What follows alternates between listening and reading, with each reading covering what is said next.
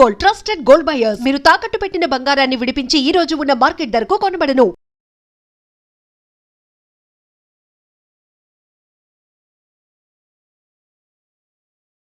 స్వామి, భూమి మీద ఎన్నో రకాలైన పుట్టుకలు, ఎన్నో రకాలైన చావులు. అసలు పొద్దున్న లేచి చూస్తే అయ్యో ఇలా ఇలా కూడా మనుషులు చచ్చిపోతారా అన్నట్టుగా ఉంది. అంటే ఎందుకని అసలు మనుషులందరూ ఒకటే అనుకున్నప్పుడు, పుట్టుక ఒకటే చావు ఒకటే అనుకున్నప్పుడు, అందులో కూడా ఇన్ని రకాల పుట్టుకలు ఇన్ని రకాల చావులు ఎందుకని అనుకుంటున్నారు మీ ఉద్దేశ ప్రకారం? ఇప్పుడు దీనికి రెండు రకాలుగా ఆన్సర్ స్వామి. ఒకటి కర్మని నమ్మిన వాడికి ఒక ఆన్సర్, కర్మ నమ్మకపోయిన వాడికి కూడా ఇంకొక ఆన్సర్. కర్మని నమ్మిన వాడి గురించి మొట్టమొదటి చెప్తాను, ఎందుకంటే మన కర్మ సిద్ధాంతాన్ని నమ్మిన వాళ్ళం కనుక. ఒకడు తన జీవిత కాలంలో రకరకాలుగా క్రూరమైన పనులు చేస్తూ బతుకుతాడు. వాడు వీడిని పొడుస్తాడు, వాడిని పొడుస్తాడు, చంపుతాడు, జంతువుల్ని చంపుతాడు, తింటాడు, పచ్చి జంతువుల్ని తింటాడు, రకరకాలుగా. ఇలా జీవించిన వాడికి నెక్స్ట్ బర్త్ రావాలి కదా, మళ్ళీ వాడు కూడా నెక్స్ట్ బర్త్ వస్తుంది. ఎందుకు వస్తుందంటే, ఇప్పుడు ఒక గేట్ దగ్గర ఒక ప్యూని మనం పెట్టాం, ఏదో అవసరం వచ్చి ఆ ప్యూని మనం బయటికి పంపించాం అనుకోండి, ఆ పని మనమే కదా చేయాలి. అలాగే వీడు ఒక కోడిని చంపాడు అనుకోండి, మరి ఆ కోడిగా చేయాల్సిన పనులు దానికి కొన్ని ఉన్నాయి రెస్పాన్సిబిలిటీస్, వీడు దాన్ని ఆపేశాడు కనుక ఆ బతుకు మళ్ళీ వీడి చేయాలి. సో చేపని చంపాడు అనుకోండి, ఆ పనులు వీడు చేయాలి. ఒక ఈగను చంపాడు అనుకోండి, అవి వీడు చేయాలి. ఒక దోమని చంపాడు అనుకోండి, ఓ పందిని, ఓ మేకని, ఒక గొర్రెని, బర్రెని, వాట్ ఎవర్ ఇట్ ఈస్. ఇప్పుడు వీటన్నిటినీ వాడు చంపినప్పుడు అవన్నీ చేయాల్సిన పనులు వీడు చేయాలి కనుక వీడికి నెక్స్ట్ బర్త్లో వాటికి ఏవేవైతే ఎక్స్పీరియన్స్ చేయాల్సి ఉందో అవన్నీ వీడికి ఎక్స్పీరియన్స్కి వస్తాయి ఆటోమేటిక్గా, ఒకదాని తర్వాత ఒకటి. ఒక బర్త్లో రాకపోవచ్చు, maybe a few births, right. దాన్ని బట్టి వీడి యొక్క పుట్టుకలోనూ మార్పులు వస్తాయి. ఒక్కొక్కడు కుక్కలా పుడతాడు, ఒక్కొక్కడు చేపలా పుడతాడు, ఒక్కొక్కడు పందిలాగా పుడతాడు, ఒక్కొక్కడు పిల్లిలాగా పుడతాడు. ఆ పుట్టే ప్రాసెస్లో వీడు యాక్చువల్గా మనిషిగా పుట్టాల్సిన వాడు.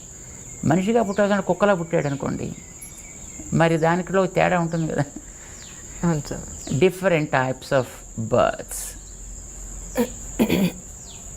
చాలామంది అంటుంటారు, వీడికి ఉండే కర్మలు ఎన్ని రకాలు ఉంటాయో కర్మని వీడు అనుభవించాలి. కర్మ ఎప్పుడూ కూడా కృతం కర్మ శుభ అశుభం అవశ్యం అనుభోక్తవ్యం.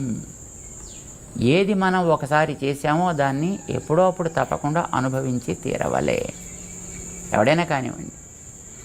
మరి అనుభవించడానికి బాడీయే కదా సాధనం. బాడీలోకి రావాలి, మళ్ళీ బాడీలోంచి వెళ్ళాలి.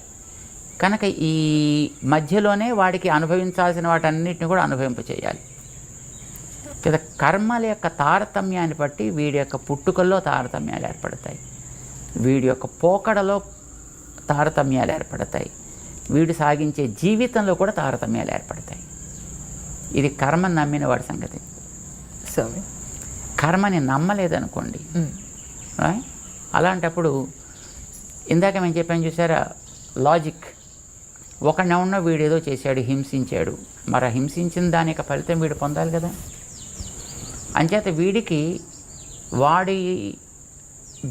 వాడి హింసకి సంబంధించినటువంటి ఏ అనుభవం ఉంటుందో ఆ అనుభవం వీడికి ఇక్కడ రావాలి.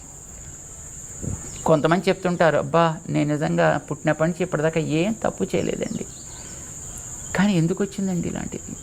పాపం వాడండి అసలు ఎంత అమాయకుడండి, కానీ వాడికి ఎందుకండి ఇట్లాంటి బాధ వచ్చింది, వాడికి ఎందుకంటే ఇట్లాంటి రోగం వచ్చింది, వాడికి ఎందుకంటే ఇట్లాంటి చావు వచ్చింది, ఇలా అంటుంటారు.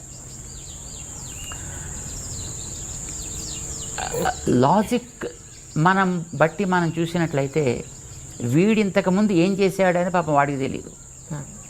ఇప్పుడు మనం కార్యాన్ని బట్టి కారణాన్ని ఊహిస్తాం. ఇప్పుడు ఈవేళ త్రేన్పు వచ్చిందనుకోండి, దాంట్లో జీలకర్ర వాసన వేస్తే బహుశా నేను తిన దాంట్లో ఎక్కడో జీలకర్ర ఉండి ఉంటుంది అని మనం ఊహిస్తాం మనం.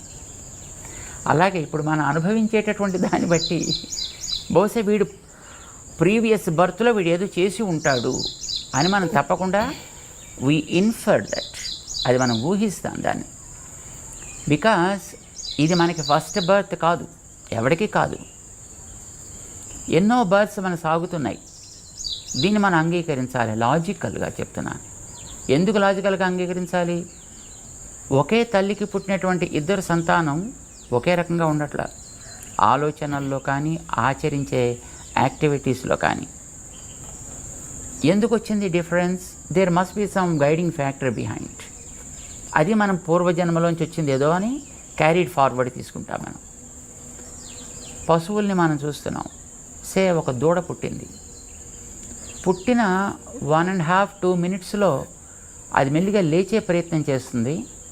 ఒక 5 మినిట్స్ కల్లా లేచి నిలబడుతుంది. And the calf certainly knows where the udder is to suck the milk. ఒక దూడ, దానికి అక్కడ పొదుగు ఉంది, అందులో పాలున్నాయి, తనకు ఆహారం అక్కడి నుంచి తను సంపాదించాలి. But who guided this to that small creature? ఎవరికి దానికి గైడెన్స్ ఇస్తున్నారో మనకి తెలియదు. మరి తల్లి తను చెప్పదు, చెప్పే స్థితిలో తల్లి కూడా ఉండదు. ఎందుకంటే అప్పుడే పాపం దూడని కంటుంది, అది ఇంకా తన బాధ ఏదో తను పడుతూ ఉంటుంది. కానీ మీన్వైల్ ఈ పిల్ల లేస్తుంది, నడుస్తుంది, పొదుగు దగ్గర మూతి పెడుతుంది, పాలు తాగడం కూడా ప్రారంభిస్తుంది. అంటే వ్యక్తికి బ్రతికేటటువంటి అదృష్టం ఉంది కనుక ఆ వెనకాతలు ఉండేటువంటి ఆ అదృష్టం ఏదో దాన్ని గైడ్ చేస్తుంది. దీన్ని బట్టి మనకి ఏమర్థమవుతుంది? దానికి కూడా ఒక ప్రీవియస్ బర్త్ ఉంది. ఆ బర్త్ ప్రకారం దానికి నేను ఇంకా కొంతకాలం బ్రతకాలి అని అనిపించింది. So it searched for the food and it got the food also. ఇది వెనకాతల కర్మ ఉందో లేదో మనకు తెలియదు, బట్ వెనకాతల బర్త్స్ అయితే మనకి తప్పనిసరిగా ఉన్నాయి. And something we have acquired also with us, carrying that stock right now with us. దీన్ని బట్టి వాడు అంతకుముందు ఏం చేశాడో మనకి తెలియదు. వాడు ఏదో ఒక ప్రభావం చేత ఇక్కడ ఈ జన్మలో వచ్చాడు, ఇక్కడ పుట్టాడు ఇక్కడ. బట్ వచ్చిన పర్పస్ ప్రాబబ్లీ ఫినిష్ అయిపోయి ఉంటుంది. వాడు అంచేత వాడు వెళ్ళిపోవాలి. వాడు వెళ్ళడానికి ఏదో ప్రాసెస్ కావాలి. That is a process probably. భగవంతుడు భగవద్గీతలో చెప్పాడు ఒక మాట.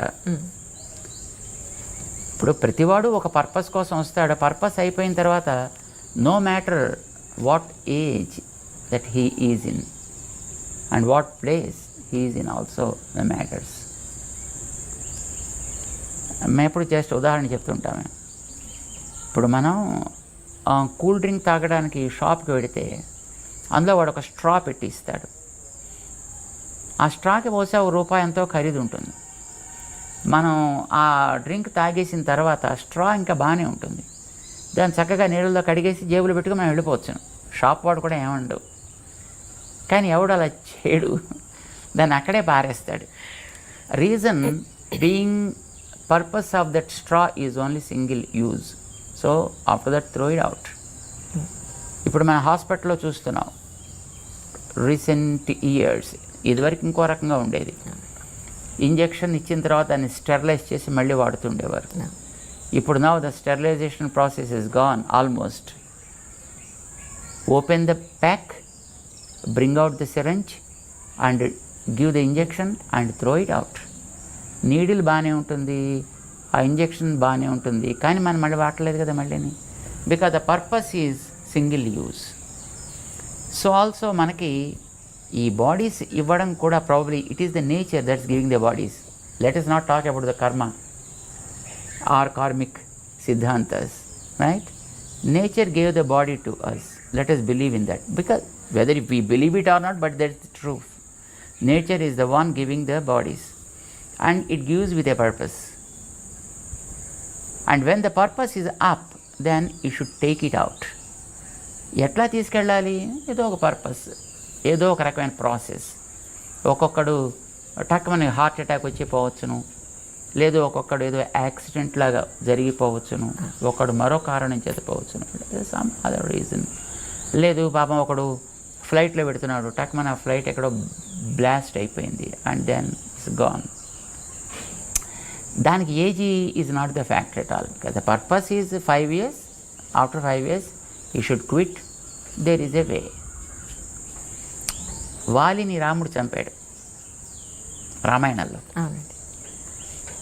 చంపిన తర్వాత వాలి అడిగాడు, ఏమంటే చెట్టు చాటుని చంపేందుకు నన్ను, అది పనికిరాని వాళ్ళగా, ఇదేనా నువ్వు చేయాల్సిన పని, ఇదేనా నీ వంశానికి నువ్వు తీసుకొచ్చేటటువంటి ఘనకీర్తి అని దెబ్బలాడాడు. అంటే రాముడు సమాధానం చెప్పాడు దానికి,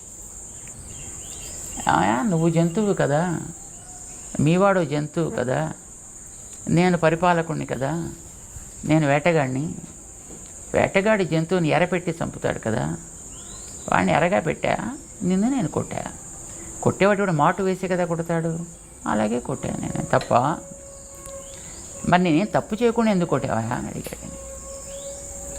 తప్పు చెయ్యలేదంటావేమిటి, నీ తమ్ముణ్ణి బతికుండగా రాజ్యంలోంచి బయటికి తరిమావు తప్పు చేయకుండా అతని భార్యను పట్టుకొచ్చి నీ దగ్గర పెట్టుకున్నావు.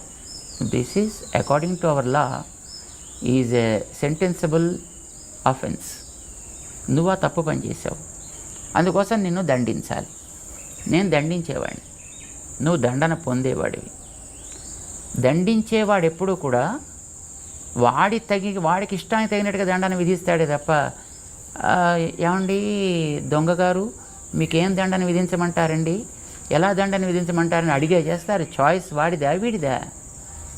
ఒక పనిష్మెంట్ ఇచ్చేటప్పుడు జడ్జి గారిదా చాయిస్, లేకపోతే తప్పు చేసినటువంటి ఆ కన్విక్ట్దా? So you are the person who committed a mistake and I'm the person sentencing something to you. ఎట్లా నేను సెంటెన్స్ చేయాలని that is my choice absolutely. And who are you to ask me why you killed me like this అని. నా ఇష్టం, నేను కావాలంటే నేను hang చేస్తా, లేక షూట్ చేస్తా, లేకపోతే ఎలక్ట్రిక్ చైర్లో కూర్చోబెట్టి షాక్ ఇస్తా, లేకపోతే మరి ఇంకోటి ఏదో చేస్తా. That is my choice, who are you to ask me అంటారు. అలాగా nature has her own ways of implementing the things. So కొంతమందికి వాళ్ళ పర్పస్ అయిపోయిన తర్వాత ప్రాబబ్లీ ఈ రకమైనటువంటి కంక్లూజన్ చేయాలి అని, if the nature things that's what happens.